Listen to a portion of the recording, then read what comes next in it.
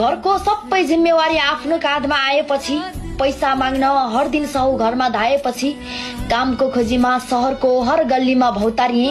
Passport बनाउन जाउँ भन्यो सँगैको दौतरीले।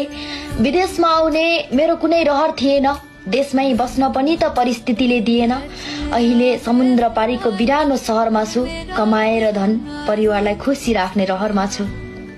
साथी,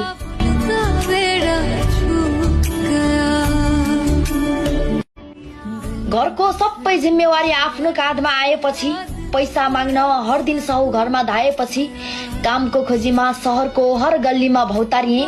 पासपोर्ट बनाउन जाउँ भन्यो सँगैको दौतरीले। विदेशमा आउने मेरो कुनै रहर थिएन, देशमै बस्न पनि त परिस्थितिले दिएन। अहिले समुद्र पारीको बिरानो सहरमा छु, कमाएर धन परिवारलाई खुसी राख्ने रहरमा छु। साथी,